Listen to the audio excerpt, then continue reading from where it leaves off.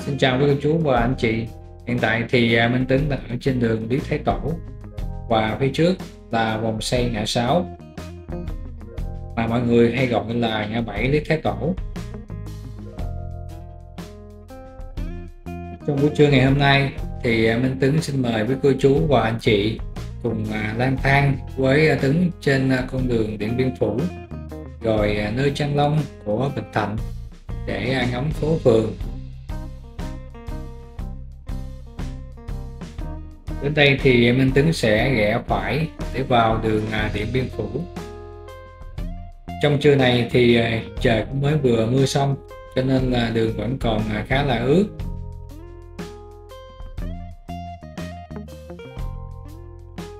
Đường Điện Biên Phủ trước kia có tên là Phan Thanh Trảng, và đây cũng là một trong những con đường dài nhất ở thành phố Hồ Chí Minh với tổng chiều dài hơn 7 cây số, bắt đầu từ vòng xoay ngã 6 Lý Thái Tổ cho đến chân cầu Sài Gòn.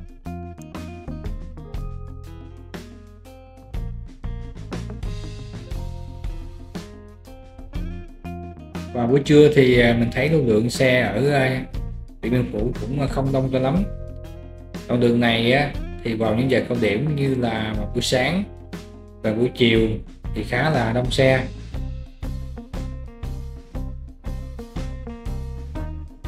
Đường Điện Biên Phủ thì chạy qua 4 quận, đó là quận 10, quận 3, quận Nhất và quận Bình Thạnh.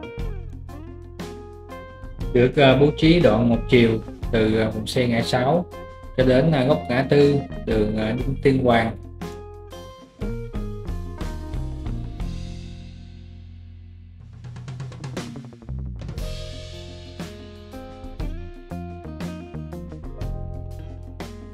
Phía trước là góc ngã 3 đường Bàn Cờ và đường Điện Biên Phủ.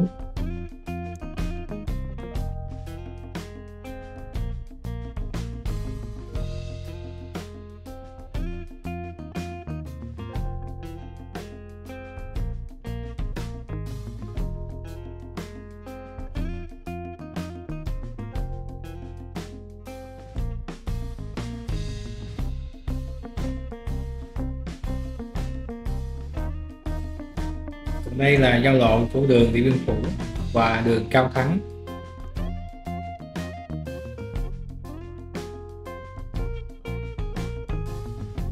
Sài Gòn trong những ngày qua thì thường xuyên mưa vào buổi trưa, và đặc biệt là vào chiều tối thì trời mưa to kèm gió lớn cũng đã làm một số cây ở những tuyến đường của quận 5 và quận 8 đã bị ngã đổ, và nhiều tuyến đường cũng bị ngập khá là sâu. Thì không riêng gì Sài Gòn, ở những nơi khác như Hà Nội rồi Cần Thơ cũng đều bị ngập do lượng mưa lớn.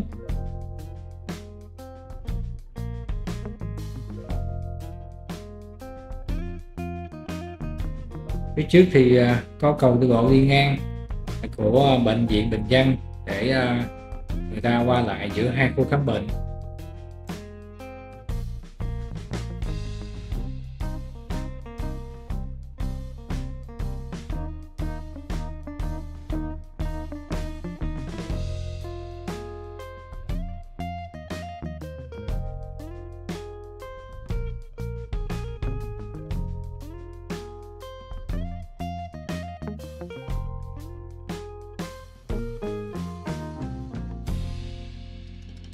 Còn đây là giao lộ đường Nguyễn Thượng Hiền. Nếu quẹo phải thì chúng ta sẽ vào phố ẩm thực. Minh Tuấn cũng vào đây vài lần để mua bánh tráng trộn cho con gái. Thì ở khu vực này thấy nhiều gian hàng bán bánh tráng trộn và cũng khá là ngon.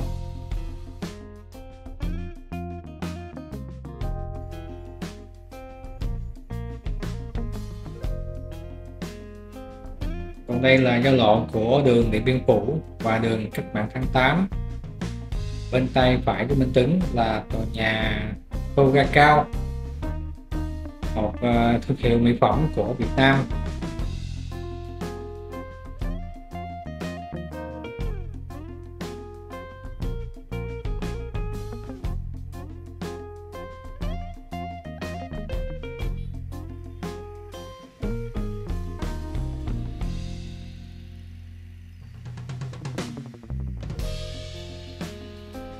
Phía trước bên góc phải cũng là một điểm mà quý cô chú và anh chị phải lưu ý khi di chuyển từ cái đoạn 28 về Điện Biên Phủ thì anh chị nhớ đèn xi nhan, vì đoạn này cảnh sát giao thông thường đứng kiểm tra những phương tiện qua lại.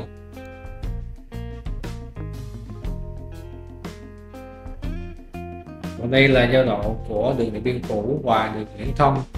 Nếu rẽ trái thì cô chú và anh chị sẽ đến bệnh viện mắt, còn rẽ phải thì về bệnh viện Gia Liễu.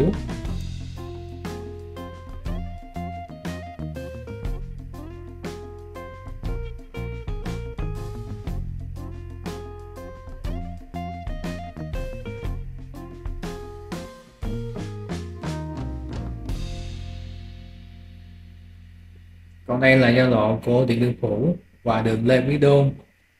Bên tay phải của Tuấn là trường trung học phổ thông Nguyễn Thị Minh Khai, ngôi trường lâu đời ở Sài Gòn. Đây thì có một khu bể ngói, có thể là cây ngã rồi đè lên.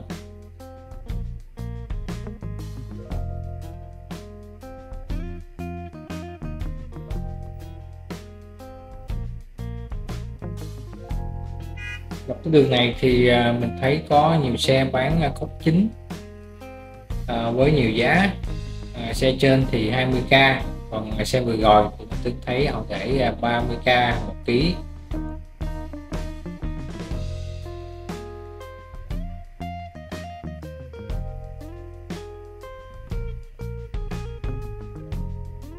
Phía trước cũng có một xe. Thường thì Minh Tuấn thích ăn cốc sống hơn, vì nó còn có độ giòn, thì mình chấm muối ớt ăn rất là ngon. Còn cốc chín thì nó mềm và nó hơi bị nhầy.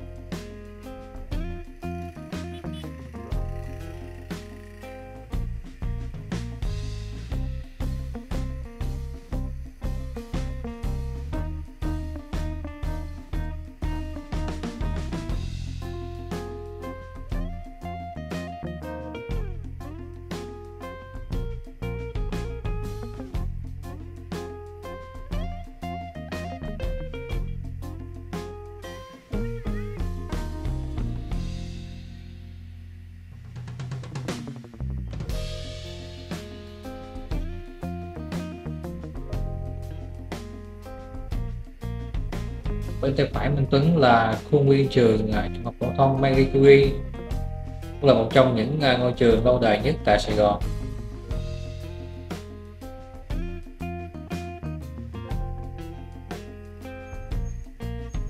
Còn đây là giao lộ của Nam Kỳ Khởi Nghĩa và đường Điện Biên Phủ.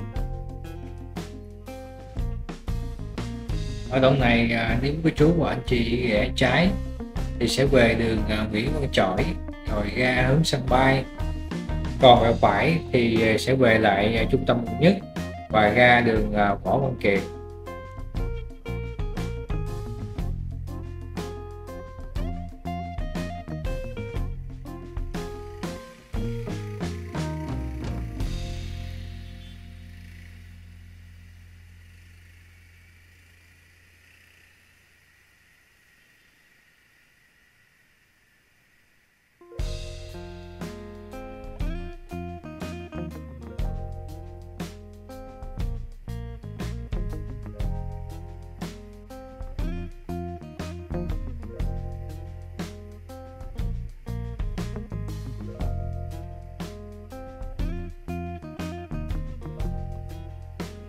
Phía bên phải thì có khá nhiều gian hàng bán áo mưa.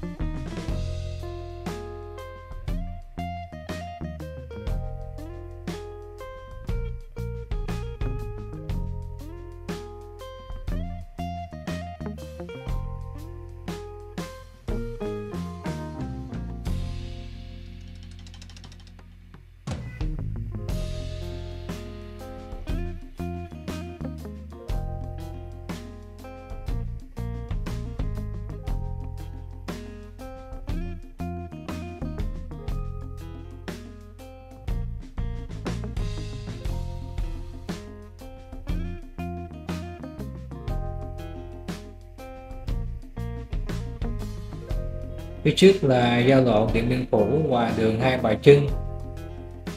Bên tay trái của Minh Tuấn là công viên Lê Văn Tám.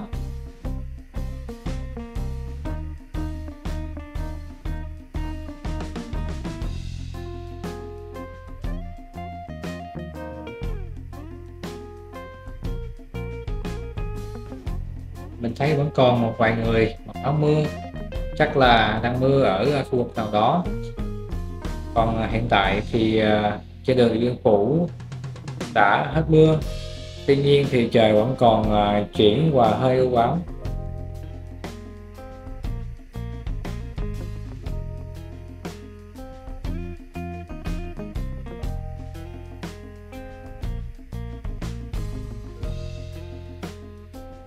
Còn đây là ngã ba đường Điện Biên Phủ và đường Mạc Đỉnh Chi.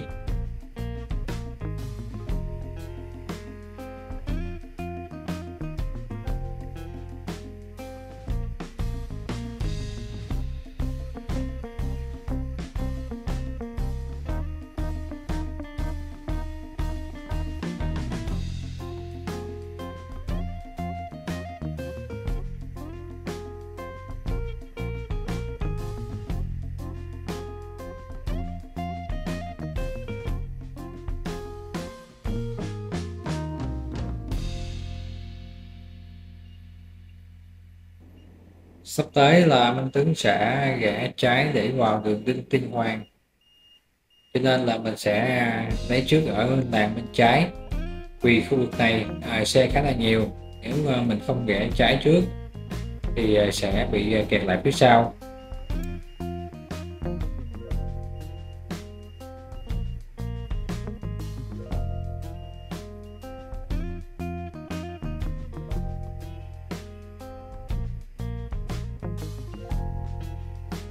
Ở đây thì có nước sông Cô Ba.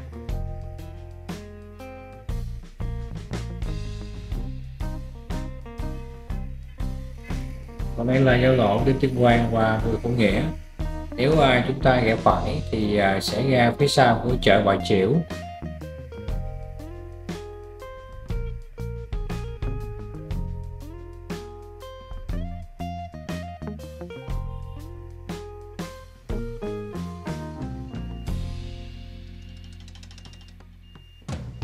Đến đây thì Minh Tuấn sẽ cua phải để đi tiếp đường Đinh Tiên Hoàng. Sau đó là mình sẽ qua cầu Bông và đến đường Lê Văn Duyệt.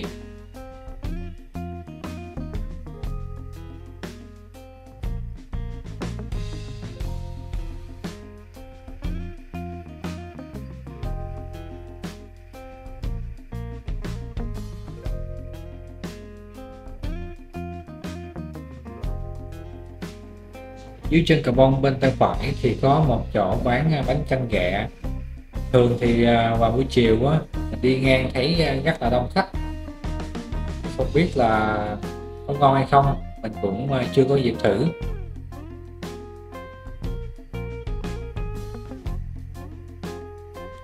Đường này trước kia cũng có tên là Lê Văn Duyệt, sau đó thì được đổi thành đường Đinh Tiên Hoàng, và đến năm 2020 thì được đổi tên lại thành Lê Văn Duyệt.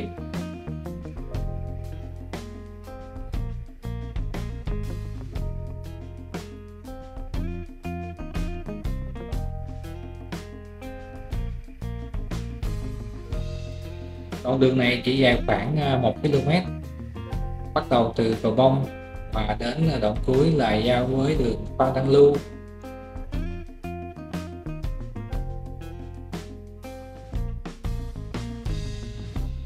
Bên tay phải Minh Tuấn là khuôn viên bệnh viện quận Bình Thạnh.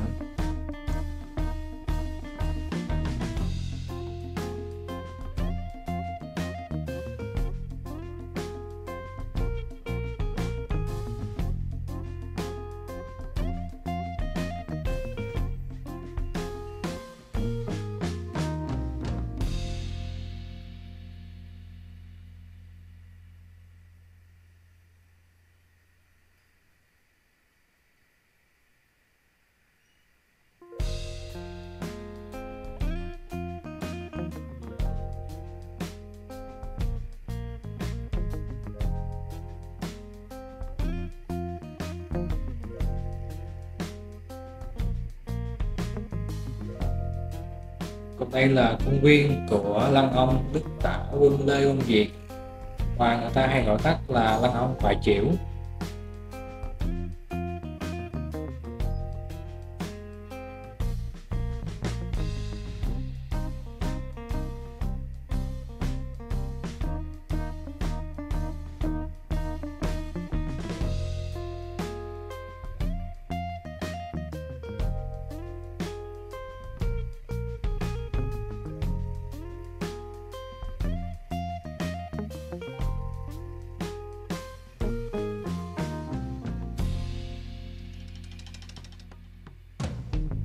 Còn đây là giao lộ của đường Phan Đăng Lưu và Lê Văn Việt. Đây thì Minh Tứ sẽ rẽ trái để vào Phan Đăng Lưu.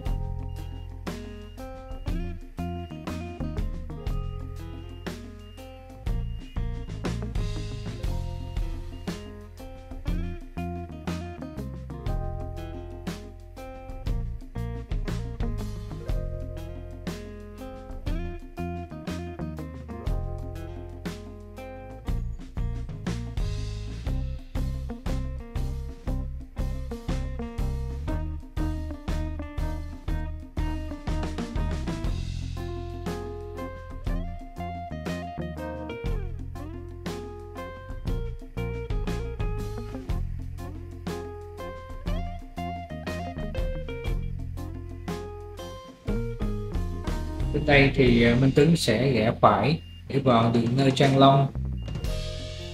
Bên tay trái là công viên của bệnh viện Gia Định.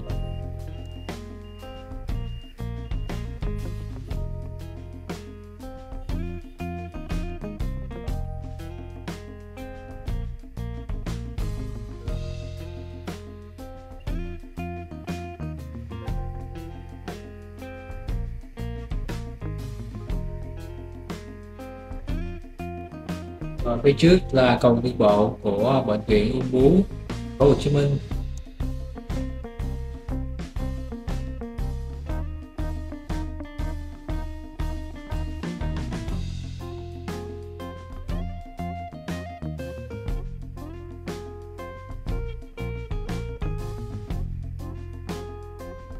Anh Tuấn xin cảm ơn quý cô chú và anh chị đã cùng hành với Tuấn trên quãng đường vừa qua.